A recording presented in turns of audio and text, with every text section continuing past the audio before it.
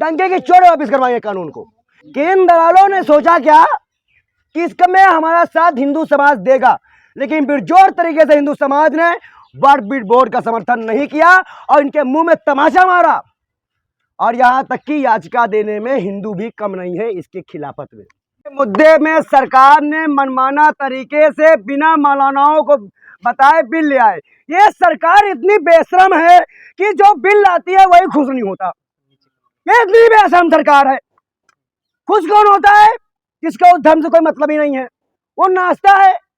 और हमारे कहने का मतलब ये है कि जब वक्फ बोर्ड की 98% संपत्ति संसद ने खुद अपने पास गिरवी रख रखी है, मतलब सरकार के पास है, तब क्यों मर रहा है ये बोर्ड? क्या जरूरत है इस कानून की? क्या जरूरत है इस मुसलमान को परेशान करने की? मतलब इसके मदरसे, इसके स्कूल, इसका खाना, इसका पीना, इसका 2-3% जो मदरसे से आ रहा है, मतलब जो वक्फ बोर्ड से आ रहा है, उसे खत्म करना चाहते हो।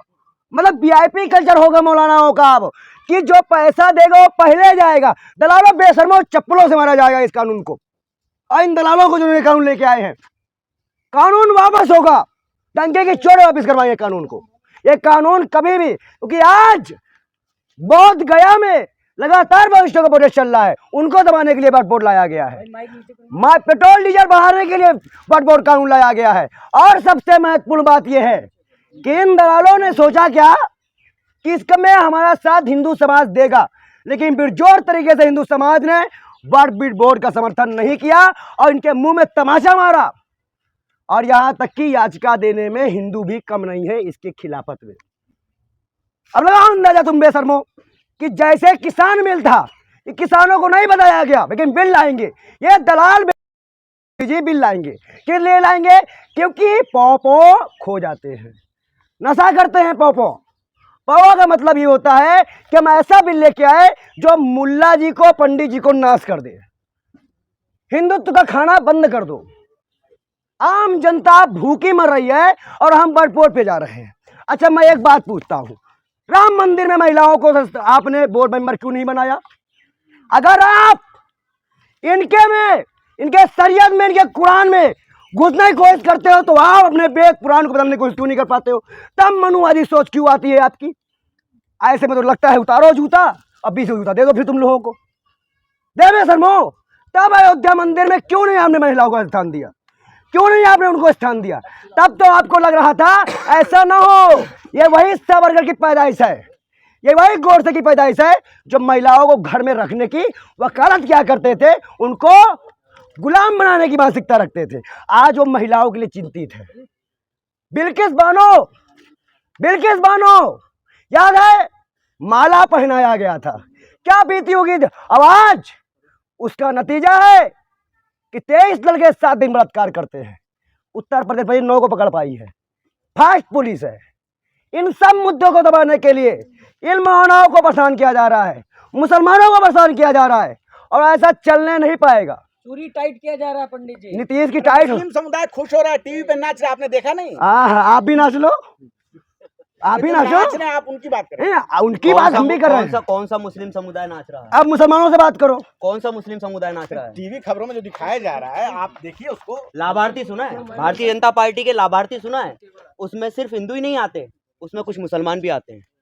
जो लाभार्थी हैं वो उस वक्त भी उछल रहे थे जब 3 तलाक का मुद्दा आया था, वो जब भी उछल रहे थे, जबकि ये किसान बिल भी आया था, वो जब भी उछल रहे थे, जब सीए एनआरसी शाहीन बाग में क्या कहते हैं मुसलमानों पर गोलियां चल रही थी, वो तब भी उछल रहे थे। दिल्ली दंगों में मुसलमानों को मारा जा रहे थे, वो ऐसे मुसलमान हैं।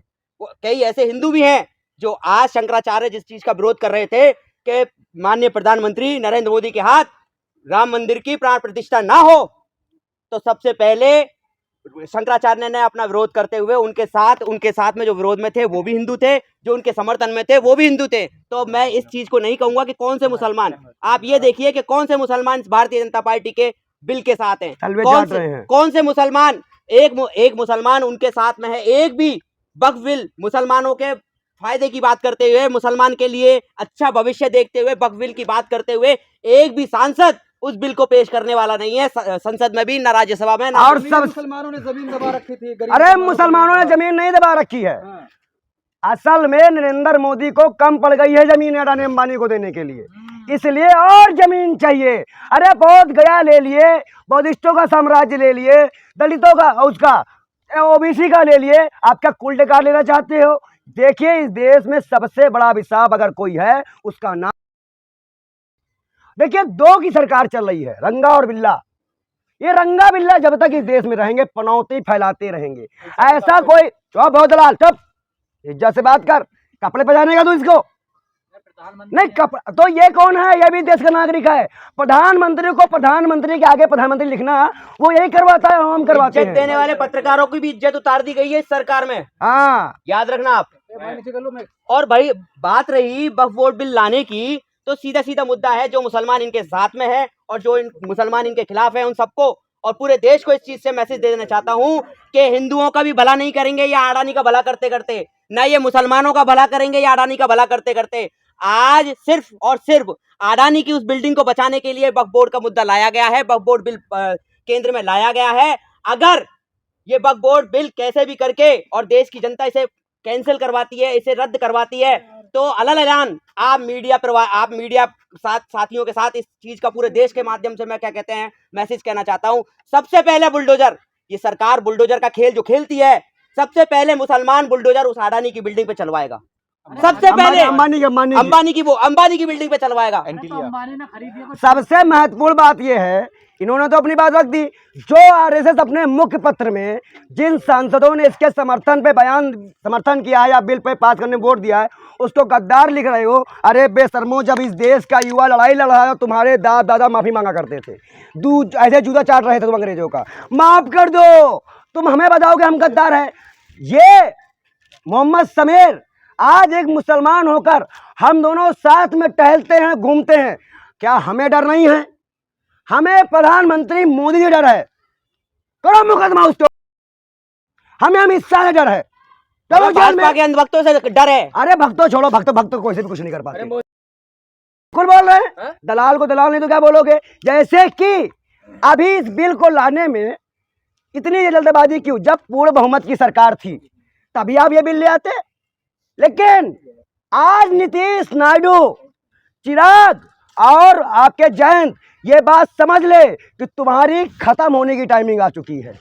एक भी मुसलमान जड़ियों को घुसने नहीं देगा अपने ये बिल चारों की राजनीति खत्म कर देगा, चारों की खत्म होगी, चारों की राजनीति खत्म कर देगा। बिहार चुनाव में आपको अरे दलालों बेशर्मो, इस वक्त देश में इतनी नफरत के बाद भी एक पंडित मौलाना साहब इंटरव्यू दे रहे हैं, आंख अंधा हो गया है क्या? आग लगी हुई है। ये पंडित और मुसलमान बिल किसके लिए आवाज उठा रहे हैं? उस अंकिता भंडारी के लिए आवाज उठा रहे हैं, और गिराए गए उस क्या कहते हैं, आप असली मौलाना हैं, दक्षिण भारत में आप असली मौलाना हैं। असली मौलाना किसको कहते हैं? मैं इसको दिखाइए, बताइए आप। सरकार ने एक नियम बनाया है, बताइए कौन सी आयत है पूछना चाहते हैं? अच्छा 5 साल का उसका जवाब हम देंगे। नरेंद्र